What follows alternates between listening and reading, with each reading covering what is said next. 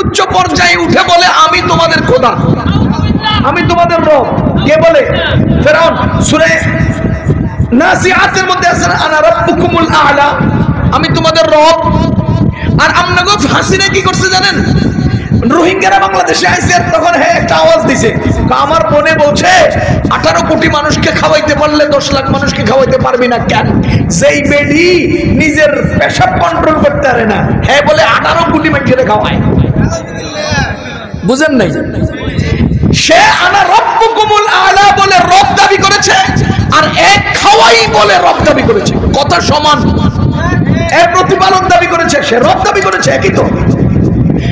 দুইজনের অহংকার, দুইজনের কার্যক্রম, জুলুম, ফাসাদ, অত্যাচার, কিছু বাদ নাই, সব করেছে, সব করেছে। আয় হায় হায়।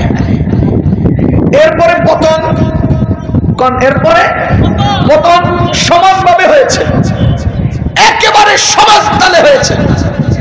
ফেরাউন ডুবে গেছে, আর তুঙ্গ নেত্রী উইরে গেছে। কোন? ফেরাউন ডুইবা গেছে, তুঙ্গ নেত্রী উইরে গেছে। উইরে যায় তুফানে, ডুইবা যায় স্রোতে, দোনোটাই গজব। তুফান স্রোত দোনোটা গজব। তাইলে উইরে গেছে আর ডুইবা গেছে একটা, কিন্তু ডুবাইলো না কেন? মাইরা লাইলো না কেন? মইরা গেল না কেন? ডুবার লগে তো মরে যাওয়ার কথা ছিল, মরলো না কেন? মরে নাই দুই কারণে। এক নাম্বার কারণ, মহিলা মানুষ দুর্বল, ইল্লিগে আল্লাহ মানে নাই। দুই নাম্বার কারণ, মইরা গেলে নিজের পেছনের জীবনের অপকর্ম সচক্ষে দেখতো না, নিজের চামচাকো পরিণতি সচক্ষে দেখতো না।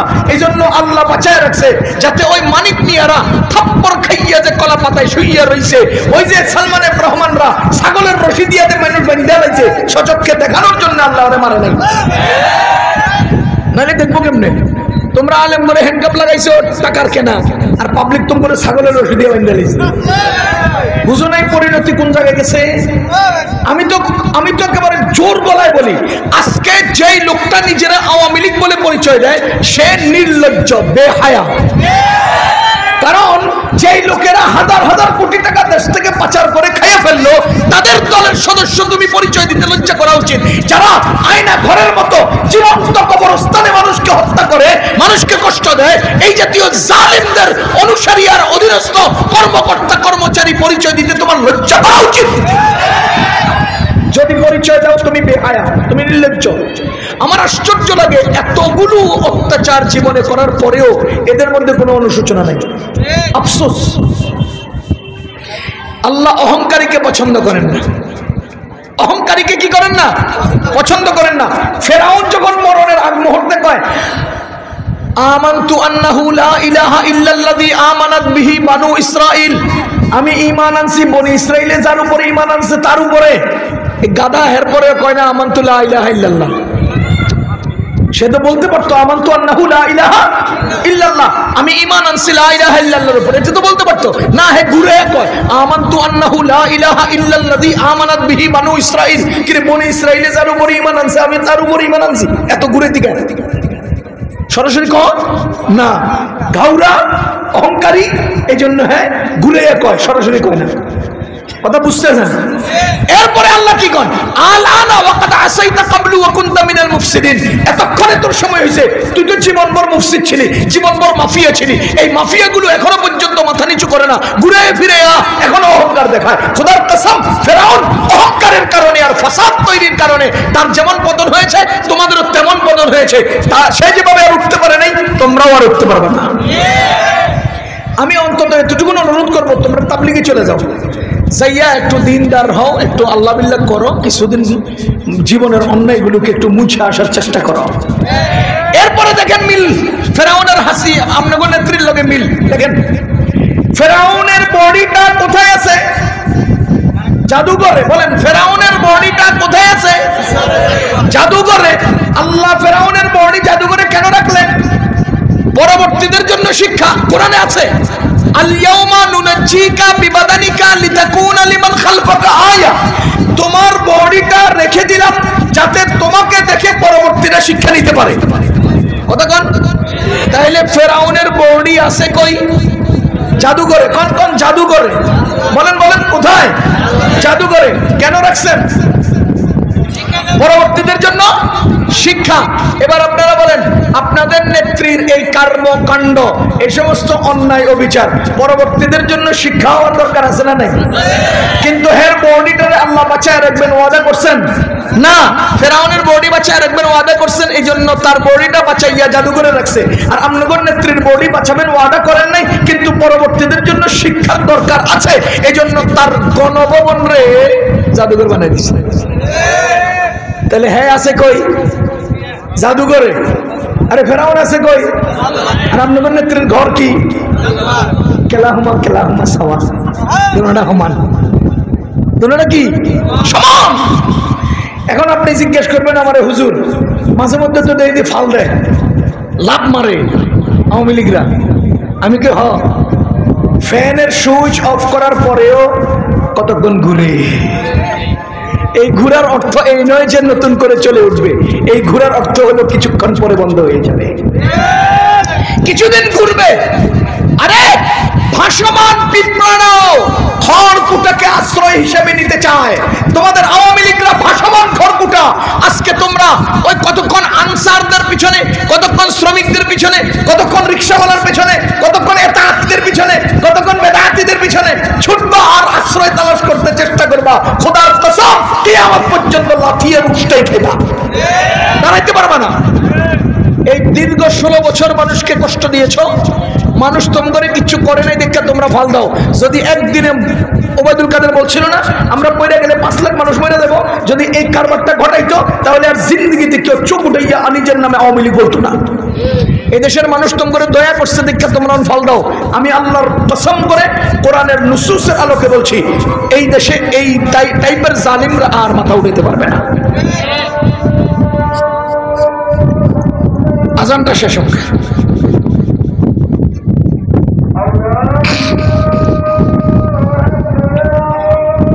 তো দাওয়াত ও তাবলীগের এই কাজ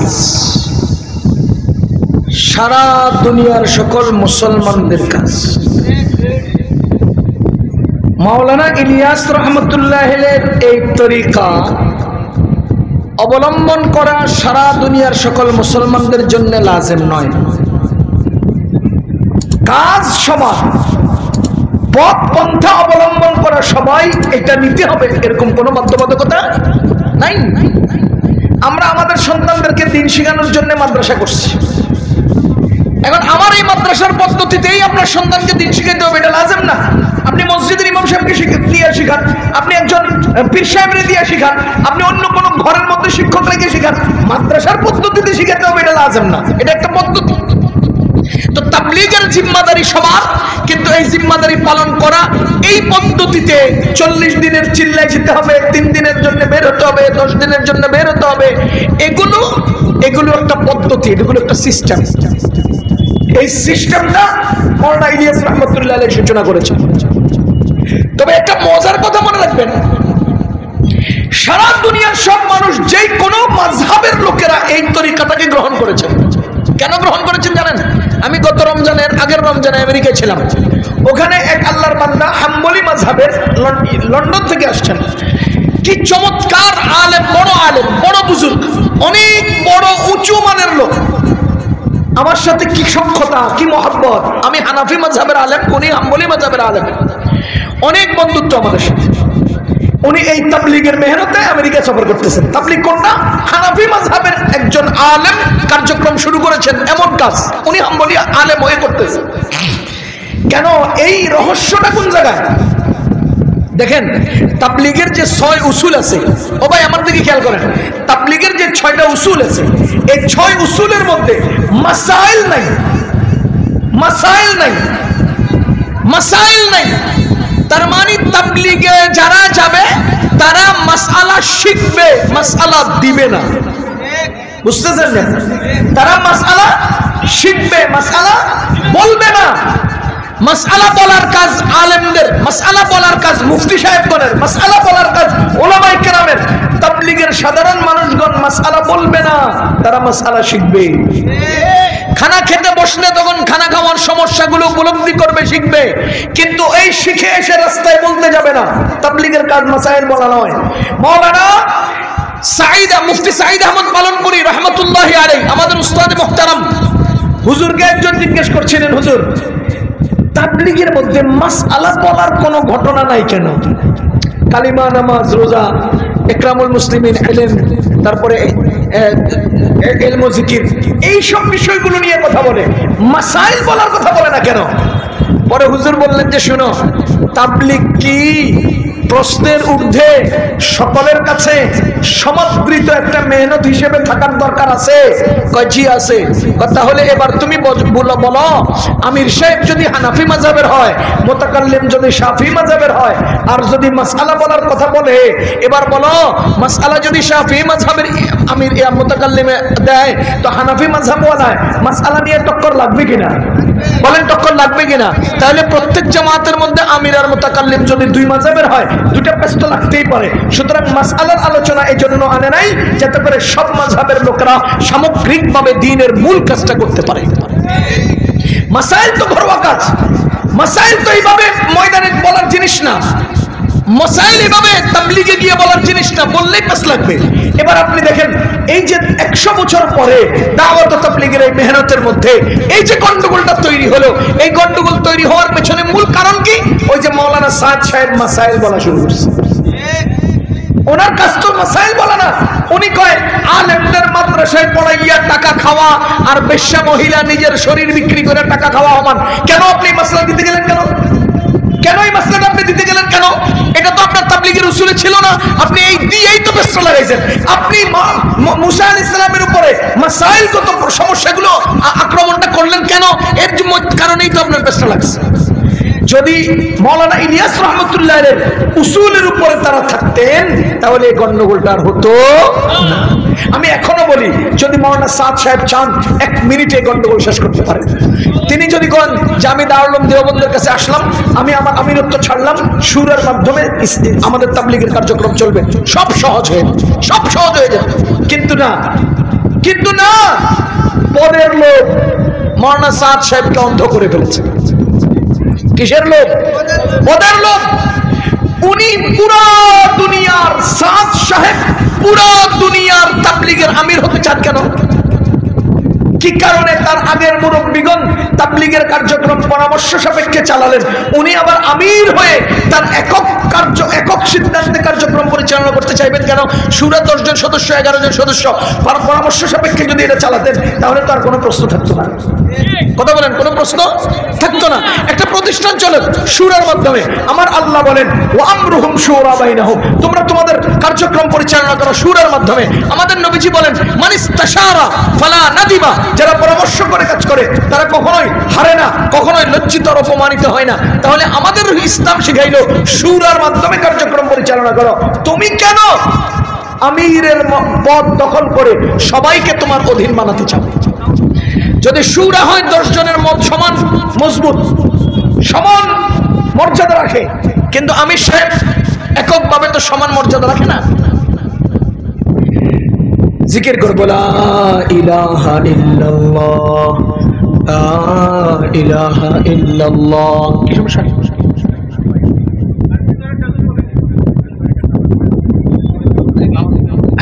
নামাজ কয়টা? 7টা। আচ্ছা, আমরা আর 10-15 মিনিট কথা শুনবো ইনশাআল্লাহ। তো দাওয়াত ও তাবলীগের এই মেহনত আপন গতিতে চলছে। এখন আসছে একটা পেস। এই যে পেসটা লাগছে, এটা থেকে আমরা মুক্তি চাই। কথা আমরা কি চাই? মুক্তি চাই। মুক্তির উপায়টা কি? মুক্তির উপায় হলো মাওলানা সাদ সাহেব ওনার ওই জায়গা থেকে সুরতে যুক্ত হয়ে যান, তাহলে মুক্তি হয়ে যাবে। পাকিস্তানের কোনো এতাতি নেই, কারণ পাকিস্তানওয়ালারা সাদ সাহেবের এই সমস্যা উপলব্ধি করছেন অনেক আগে, এবং তারা সুন্দর মতো সিস্টেম করে আলাদা করে তাবলীগের কার্যক্রম পরিচালনা করছেন সুরের মাধ্যমে। এই জন্য তাবলীগের কোনো এতাতি পাকিস্তানে নেই, নাই। আমাদের দেশেও যদি এরকম একটা শক্তিশালী জামাত তৈরি হতো, তাহলে এতাতিরা এরকম করতে পারতো না। এখন তো এতাতি সাহেবরা কি শুরু করছে? ওই হায়ার করে সন্ত্রাসী আলেমদেরকে মারতেছে। আল্লাহর কসম, ইসলাম প্রতিষ্ঠা, প্রচার, প্রকাশ, এই দাওয়াতের দায়িত্ব আপনাকে আল্লাহ দিয়েছেন ঠিক, মাইরা করতে বলেন নাই, দখল কইরা করতে বলেন নাই। আমি পারছি করব, পারছি না করব না, শেষ। আমার তো ঠিকাদারি না যে আপনাকে আমি দাওয়াত দেব, আমার ঠিকাদারি না যে আপনাকে আমি বাধ্য করে ইফতার খাওয়াবো না। এখন তারা কি করতেছে, 1 ডিসেম্বর 2018 সালে ইস্তেমার ময়দানে মানুষ মাইরা অকেজো করে ফেলছে, মানুষকে পিটাইয়া পঙ্গু বানায় ফেলছে। কিরে ভাই, আপনি এই এত বড় জুলুম করলেন কেন? তাবলীগের নামে এত বড় জুলুমটা করলেন কেন? কয় আপনারা আলেমরা হাত দিলেন কেন? আমরা যখন জিজ্ঞেস করি আপনারা আলেমরা, আমাদেরকে জিজ্ঞেস করে আলেমরা হাত দিলেন কেন? আচ্ছা বলেন তো, তাবলীগ কি আপনাদের হাতের উপরে প্রতিষ্ঠিত না আলেমদের? আলেমদের হাতের উপর প্রতিষ্ঠিত তাবলীগে আলেমরা হাত দিলেন কেন? এটা কি যৌক্তিক প্রশ্ন? এটা তো যৌক্তিক প্রশ্ন না। কিন্তু আমার প্রশ্ন হলো, আলেমদের প্রতিষ্ঠিত তাবলীগে আপনি এত বড় প্রভাব বিস্তার করলেন কেন? ওই যে আমরা শুনছি হাতি দাঁড়ায় আছে ওখানে, একটা ব্যাঙ নাকি হাতির গায়ে যায় লাথি মারে। কতক্ষণ পরে হাতির গায়ে কি করে, ব্যাঙে লাথি মারে। এবার ব্যাঙটা তালাশ করা শুরু করছে, কিরে ব্যাঙ এত বড় পাওয়ার পাইলো কই, হাতির যে লাথি দেয়। তো আয়সা দেখে ব্যাঙ লাথিটা মাইরা যেখানে এসে বসে, এটার নিচে 1 টাকার কয়েন, একটা কিসের কয়েন, এই 1 টাকার কয়েন হের পাশার নিচে লাগছে। তো হ্যাঁ, এমন গরম হয়েছে যে ও ওখান থেকে উঠটা হাতির লাথি মারে, এরপরে এসে আবার কয়েনের উপরে বসে, আবার যে লাথি মারে, আবার কয়েনের উপরে বসে। কিরে ভাই, তুই হাতি লাগতেস কেন? কয় হের পাশার নিচে 1 টাকার পাওয়ার, 1 টাকার গরম লাগছে। আমাদের এই সমস্ত এতাতি যারা আলেম না, আলেমের বাহিরে এই সমস্ত লোকগুলো এত পাওয়ার কেন, এত শক্তি কেন, এরকম বড় বড় ফতোয়া দেয় কেন? ওই যে আমরা নবীজির ওয়ারিস উলামায়ে কেরামের মসজিদের মিম্বরের নিচের সিঁড়িটায় বৈশাখ তাবলীগের কাজ করার সুযোগ দিয়েছিলাম। এখন মিম্বরের নিচের সিঁড়ি পাশায় লাগছে, গরম হয়ে গেছে। যদি হেগরে সিঁড়িতে বইবার লাগে না দিতাম, তো এই গরমটা এরা হতো না। ব্যাঙ্গে হাতিরে লাথি মারে কি লিগা? আর এরা আজকে আলেমদেরকে লাথি মারে কি লিগা? মিম্বরের নিচের মিম্বরের গরম, ওই নিচের মিম্বরে, উপরে তো আলেমরা বসবে, তো নিচের মিম্বরে বসা আপনাদের তাবলীগের অনেক তালিম, অনেক জিকির, অনেক সাপ্তাহিক বয়ান হয়েছে না, এরা দিছে না আমাদের নিচের সিঁড়িতে বসে, ওই ওখান থেকে এর পাওয়ার বেড়ে গেছে। ভাইও, তাবলীগ আওয়ামের কাজ নয়, তাবলীগ আলেমের কাজ। আমি শুরুতে আপনাদের সামনে একটা দাবি করেছিলাম, মনে আছে কিনা, যে আমাদের নবীজি থেকে এই বাংলাদেশ, মদিনা থেকে বাংলাদেশ কত হাজার কিলোমিটার দূরে। নবীজির যুগ থেকে আমরা বাংলাদেশে আজকে কত হাজার বা কত শত বছর পরে, বলেন, হাজার হাজার মাইল দূরে। আমাদের পূর্বে ইসলাম নাই, জাপানে ইসলাম নাই, আমেরিকা ইসলাম নাই, চায়না ইসলাম নাই। সারা দুনিয়া ব্যাপী ইসলাম পৌঁছাইলো কিভাবে? সারা দুনিয়া ব্যাপী ইসলাম গেল কিভাবে? ইসলাম এত হাজার বছর পর্যন্ত দুনিয়াতে রইল কিভাবে? আল্লাহর কসম, নবীগণের ওয়ারিস আলেমদের মেহনতে। আলেমদের মেহনত না থাকলে ইসলাম এত দূর এত বছর থাকতো না, বহু আগে এটা গিরে ফেলতো। এজন্য বলছি, আলেম ওলামার নিরলস মেহনতের বদৌলতে ইসলাম টিকে আছে। আলেম ওলামার নিরলস মেহনতের এবং আলেম ওলামার অবিচলতার কারণে ইসলাম বেঁচে আছে। তো আপনারা বলেন তো, ইসলামের এই খেদমত মুসলমানরা সহ ওলামায়ে কেরামের মাধ্যমে সহ মানে নির্ধারিত থাকবে, সুন্দর অক্ষত থাকবে, না আওয়ামের দ্বারা? কার দ্বারা? এ ভাই, আপনি কি গাড়ি চালাতে পারেন? হ্যাঁ, গাড়ির ড্রাইভারই আপনারা দিলে আপনি কি করবেন? হ্যাঁ, নিজে বাঁচবো, যাত্রীদেরকে বাঁচাইতে পারবো, গাড়ি বাঁচাইতে পারবে? তা আলেমরা হলেন গাড়ির ড্রাইভার, ওনারা পারেন বলেই আপনাদের গাড়ি, বগি, যাত্রী সবাই গন্তব্যে যেতে পারে। আর যদি আওয়ামকে বসানো হয় এই ড্রাইভিং সিটে, নিজেও বাঁচবে না, গাড়িও বাঁচবে না, যাত্রীও বাঁচবে না। এজন্য আলেমদের সাথে যুক্ত থাকতে হবে, এর বাইরে যাওয়ার কোনো সুযোগ নাই। রাসূলুল্লাহ সাল্লাল্লাহু আলাইহি ওয়াসাল্লাম এই কথাটাই বলেছেন যে একজন আলেম হলেন জনগণের ঈমান আর আমলের পাহারাদার, জনগণের ঈমান আর আমলের পাহারাদার। যদি উলামায়ে কেরাম থেকে কেউ একজন আলাদা হয়ে যায় তো বকরি লালন পালন করে যারা, বকরি পালে যারা, বকরির যে দেখাশোনা করে, বকরির পাল থেকে একটা আলাদা হয়ে গেলে যেমন উট পেতে থাকা নেকড়ে তাকে আক্রমণ করে ধ্বংস করে, আলেম থেকে বিচ্যুত মানুষটাকেও শয়তানে আক্রমণ করে শেষ করে দেয়। এজন্য আলেম থেকে বিচ্যুত হওয়ার কোনো সুযোগ নেই। এখন তাবলিগে আলেমরা হাত দিলেন কেন? আমি বলি আলেমরা হাত দেন নাই, বরঞ্চ আলেমগণ তাবলিগের ভিতরে সৃষ্টি হওয়া বাদুরগুলোকে তাড়াইছেন। আপনাদের দেশে গাছে বাদুর হয় না? বাদুর কি করে? বাদুররা হ্যাঁ কলা খায়। বাদুররা কি করে? কলা খায়। বাদুররা কি করে? পেয়ারা খায়। কখন খায়? যেরকম কখন খায়? রাত্রেবেলা। দুইটা উদাহরণ দেখতে বুঝবেন। এই যে বামপন্থীরা আলেমদেরকে সহ্য করতে পারে না কেন, এর কারণ হলো রাত্রেবেলা চুরি কইরা ওই কানাডায় বেগম বাড়িতে বাড়ি করবে। এই সমস্ত সিস্টেমগুলো এদের। আলেমরা যদি আসে, সূর্যের আলো যদি উঠে যায়, যদি আলেমরা আসে, ইসলাম যদি জ্বলে উঠে, আলেমরা যদি আসে, ইনসাফ যদি প্রতিষ্ঠা হয়, তাহলে এই চোরগুলো আর দেশের টাকা বিদেশে পাচার করতে পারবে না। এই জন্য এই বাদুরগুলো সূর্য দেখলে চিকি চিকি চিকি চিকি করে।